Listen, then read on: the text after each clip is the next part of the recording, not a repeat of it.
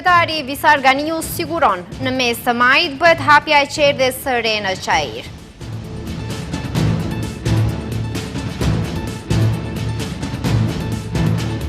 Sindikalistët thonë se 2 paga minimale nuk mjaftojnë për t'i përmbushur nevojat e familjeve.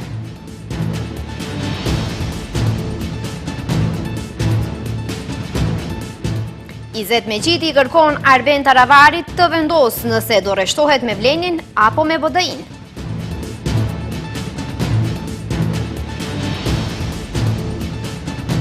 Franca, Gjermania dhe Britania e Madhe dënojnë blokadën izraelite 50 ditore në Gaza.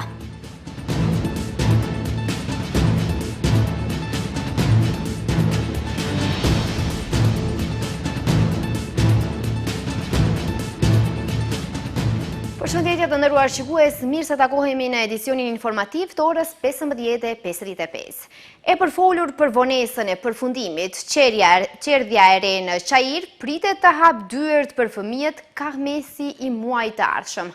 Hapjen e ka garantuar kryetari i komunës së Çajirit Visar Ganiu, i cili ka shpjeguar për televizionin Shenja se procedurat kanë përfunduar dhe brenda pak ditësh pritet të përfundojë edhe kyçja e objektit në ujësjellës. I vetëdijshëm se disa herë janë shtyra fatet për hapje, Ganiu thotë se në përfundim e sipër është edhe tenderi për pajisje me interier. Qerdhja e re në Çajir e nisur nga përbërja e qeverisë së kaluar do të hapet në mes të muajit të ardhshëm. Për këtë garantoi kreu i komunës së Çajirit Visar Ganiu, i cili në një prononcim për televizionin Shenja tha se procedurat kanë përfunduar dhe brenda pak ditësh pritet të përfundojë edhe kyçja e objektit në ujësjellës. Procedurat kanë mbaruar gjitha, domethënë edhe punimet janë fazën finale, ne përveç që ka disa rregullime teknike që i bëjnë domethënë për në aspektin e oborit të shkollës dhe parahimjes. Ne si komunë jemi në fazën përfundimtare për kyçjen e ujësjellësit, cilën duhet domethënë ta marrim miratimin nga qyteti i Shkupit. Premtimet janë që këto 2-3 ditë do të vendoset edhe ajo çështje. I vetëdijshëm se disa herë janë shtyra fatet për hapjen, Ganiu thotë se në përfundim me sipër është edhe tenderi për pajisje me interier të objektit, tender ky i hapur nga Ministria e Politikës Sociale, Demografisë dhe Rinisë. Sipas projeksioneve që kemi bënë ne, mendojmë që nga mesi muajit tjetër do të jetë gjithçka në rregull. Domethënë paravorësisht një muaj, për arsye se disa herë na u kanë shty këto datat që i kemi dhënë si premtime, por jo nga ne. Nuk ka qenë fajt nga ne direkt, për shkak se ligji ashtu na imponon që ne të marrim domethënë miratime nga shumë institucione tjera. Po, unë jam i bindur që edhe pa përfundu ky vit do të thotë shkollor për nxënësit, ne do ta lëshojmë qerdhen në përdorim. Dhe do të jemi katëshëm domethënë që në prej shtator startojmë do të thotë me qerdhen e re. Kujtojmë, kjo është qerdhja me kapacitetin më të madh në Maqedoninë e Veriut. Sipas informacioneve, në këtë objekt pritet të mësojnë dhe edukohen nga 320 deri më 340 fëmijë. Sindikalistët kanë kundërshtuar propozimet qeveritare për pagën minimale. Kryetari i LSM Slobodan Trendafilov tha se qeveria ka kufizuar shportën vetëm me ushqime dhe pije dhe ka zvogluar numrin e antarëve të familjeve nga 4 në 3. Trendafilov edhe një herë bëri thirrje për protestë masive të punëtorëve më 1 maj. Lidhja e sindikatave ka shprehur pakënaqësi lidhur me shportën minimale sindikale të publikuar ditën e djeshme. Kryetari i LSM Slobodan Trendafilov, duke ju referuar shportës minimale, e cila po përgatitet, tha se qeveria ka kufizuar shportën vetëm me ushqime dhe pije dhe ka zvogluar numrin e antarëve të familjeve nga 4 në 3. A i thot se duke u bazuar në këtë zvoglim, ata nuk i kanë parë të dhënat e publikuara të vitit 2021 nga regjistrimi, ku numri më i madh i familjeve janë familje 4 antarëshe, ndërsa familje 3 antarëshe janë shumë më pak. A i ka theksuar se në vendin ton me paga të tilla, 2 antar të familjes ushqehen, ndërsa 2 të tjerët vetëm shikojnë. Fatkeqësisht, dikush këtë operacion statistikor ka dashur ta shndrojë në operacion të ushqyerjes së familjeve, prandaj edhe e quajnë shporta mesatare sindikale, por megjithatë sindikatat, kryesisht lidhja e sindikatave nuk është e përfshirë në përgatitjen e saj, shport e cila do të na tregojë neve familjeve në Maqedoni se çka të ham në sezon e çka jashtë sezonës, çka do të jetë më e lirë e çka më e shtrejtë. Trëndafilov edhe një herë bëri thirrje për protestë masive të punëtorëve më 1 maj. Sipas tij, pagat në vend janë të mjerueshme dhe nuk po rriten në përputhje me marrëveshjet kolektive. Ai thotë se qeveria dhe punëdhënësit po refuzojnë të rrisin të gjitha pagat dhe se këto janë arsye të mjaftueshme për një protestë në ditën e parë të majit. Sot nuk është koha për të festuar, duhet të ndryshojmë traditën dhe si të gjitha vendet e BE-s të dalim të protestojmë dhe në këtë mënyrë të shprehim pakënaqësinë e punëtorëve. Fatkeqësisht, sot një numër i madh i punëtorëve në sektorin privat nuk i kanë marrë pagat për muajin mars. Sa më shumë të vini dhe sa më shumë të vim ne, aq më shumë do të merrni dhe aq më shumë do të marrim. Qeveria dhe punëdhënësit na numërojnë. Ditën e djeshme është publikuar shporta minimale sindikale për muajin prill të këtij viti dhe vlera e saj është rritur për 836 denar dhe arrin në 62.691 denar.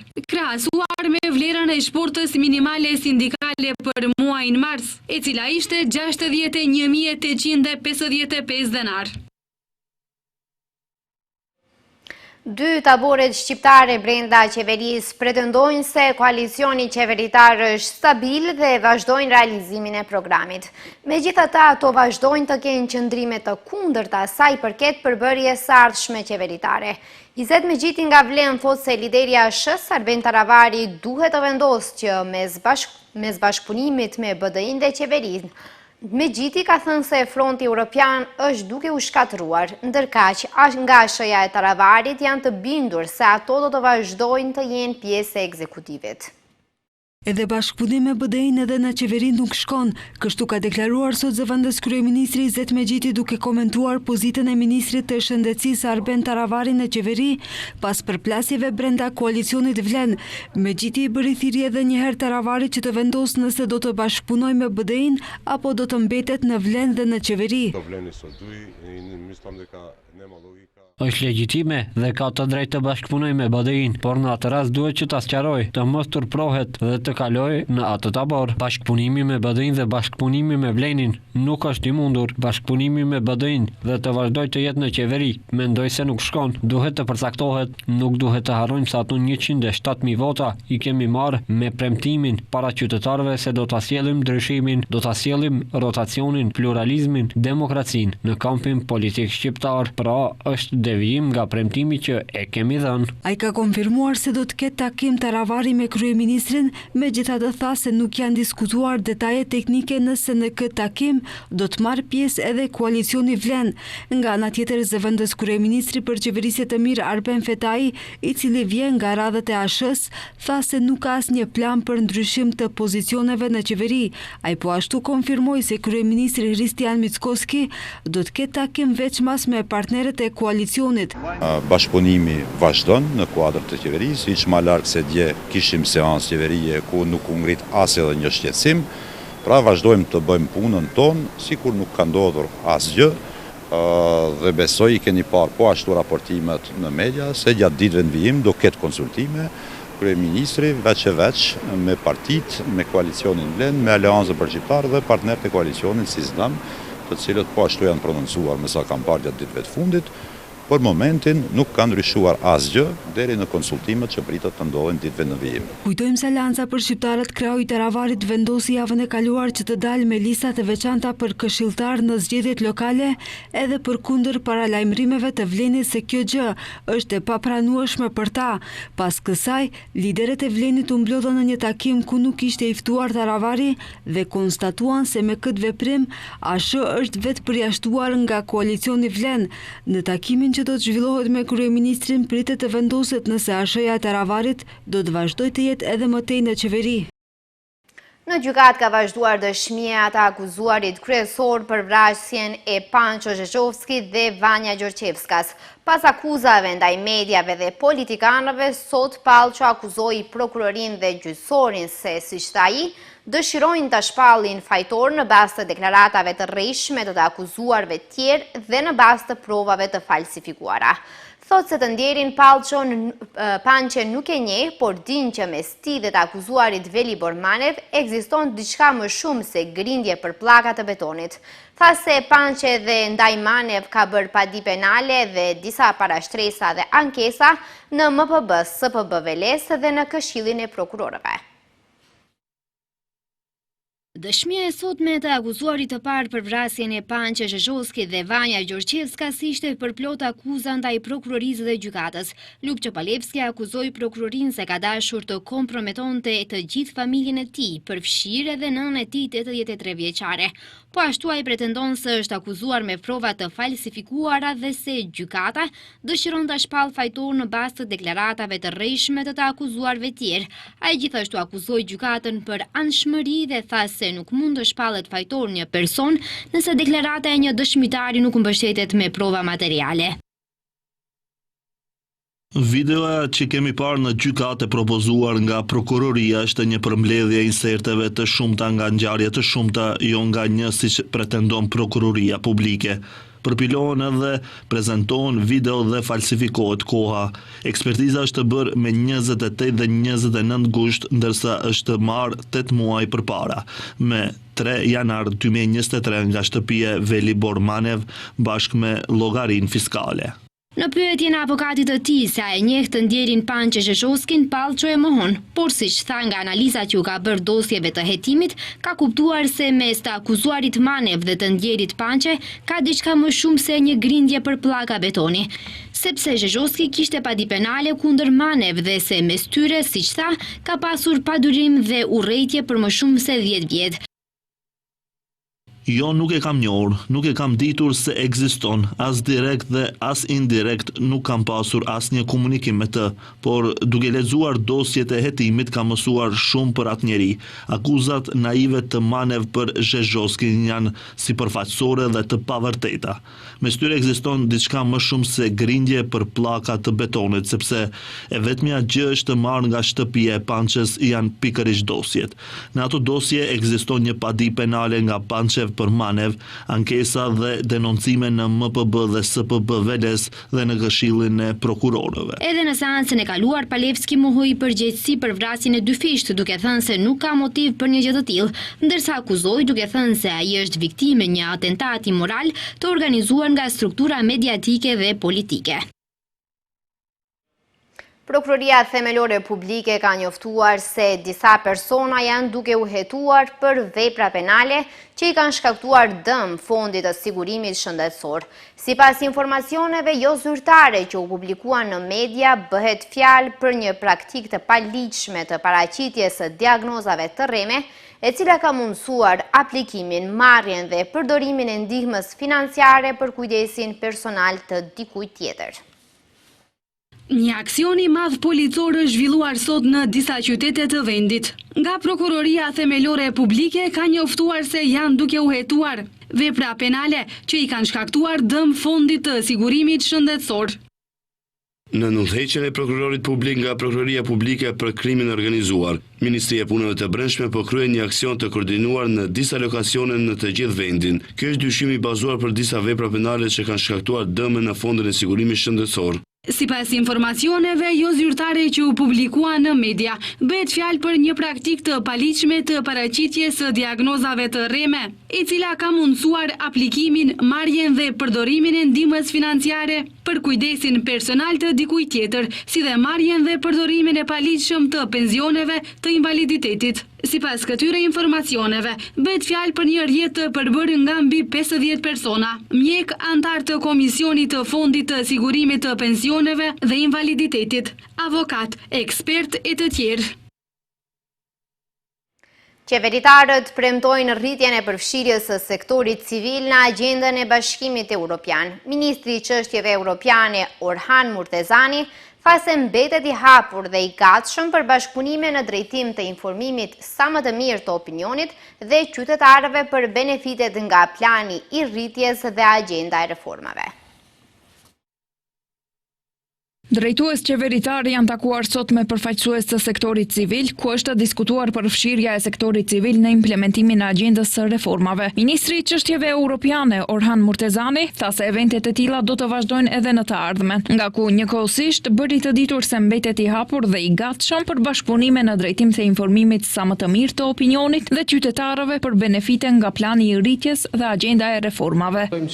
Beneficionet e planit të rritjes nuk janë mjaftueshëm të njohshme për opinionin, andaj eventet të tilla do të vazhdojnë edhe në të ardhmen. Unë si ministër për çështje evropiane edhe gjatë fjalimit tim hyrës thash që mbetem jashtëzakonisht i hapur dhe i gatshëm për bashkëpunime në drejtim të informimit sa më të mirë të opinionit dhe qytetarëve për benefitet nga plani i rritjes dhe agjenda e reformave. Ndërkaq, kryeministri Christian Mickoski deklaroi se shteti është në udhkryq mes sistemit të vjetër dhe të ardhmes së re europiane, ndaj dhe potencon se çdo popull ka momente kur duhet të zgjedhë, të qëndrojë në stagnimin e rehatshëm apo të përballet me nevojën për ndryshime të thella dhe të guximshme. Sipas Mickoskit, plani për rritje dhe agjenda reformuese nuk është vetëm kusht për integrim, por ajo është një instrument për shërimin e shoqërisë sonë. Ai vlerëson se integrimet dhe rritja janë busulla jonë, por reformat duhet të jenë vendimet tona, politikat tona si dhe pjekuria jonë kombëtare.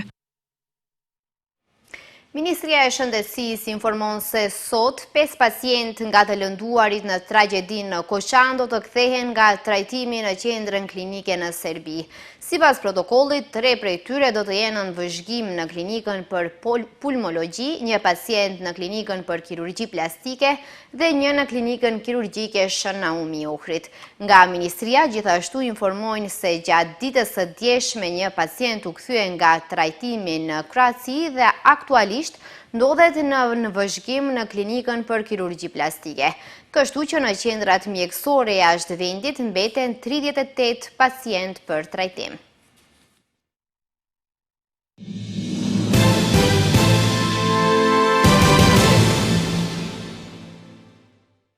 Presidentja e Kosovës, Vjosa Osmani, e cila po qëndron për vizitë zyrtare në Finland, theksoi rëndësinë që çdo marrëveshje ardhshme paqeje mes Ukrainës dhe Rusisë të mos e inkurajojë Moskën që të ndjekë më tej ambicjet e saj imperialiste dhe territoriale ndaj vendeve tjera. Dhe nuk po flas vetëm për këtë pjesë të Europës, po flas edhe për Ballkanin Perëndimor, sepse ka pasur gjithmonë një qëllim tradicional dhe historik të Rusisë për të krijuar një efekt zinxhir, tha Osmani të mërkurën gjatë një konferencë të përbashkët për media me presidentin e Finlandës. Osmani deklaroi se nëse i bëhen lëshime Rusisë vetëm sepse është më e madhe dhe nuk ka më shumë armë, kjo është e rrezikshme për pjesën tjetër të botës dhe jo vetëm për kontinentin evropian.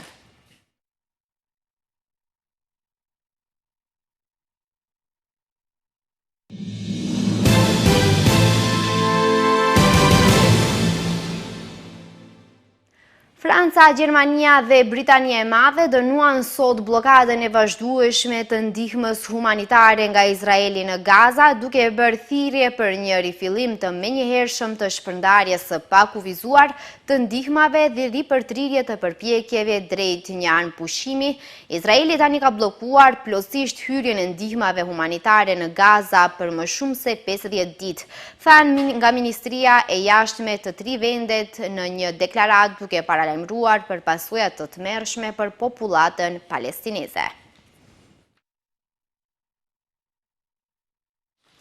Presidenti Amerikan Donald Trump ka thënë se tarifat përfundimtare për mallrat nga Kina nuk do të jenë afër normës aktuale për 145% dhe do të uleshin ndjeshëm. Gjatë një konferencë për shtyp në zyrën ovale të martën, Trump u tha gazetarëve se 145% është shumë e lartë dhe nuk do të jetë aq e lartë. Do të ulet ndjeshëm, por nuk do të jetë zero, ka shtuar ai. Komentet e presidentit ishin në përgjigje të një pyetje në lidhje me sekretarin e thesaris Skod Besent, i cili tha më herët të martën se tarifat midis Kinës dhe SBA-s në thelb kanë krijuar një embargo tregtare.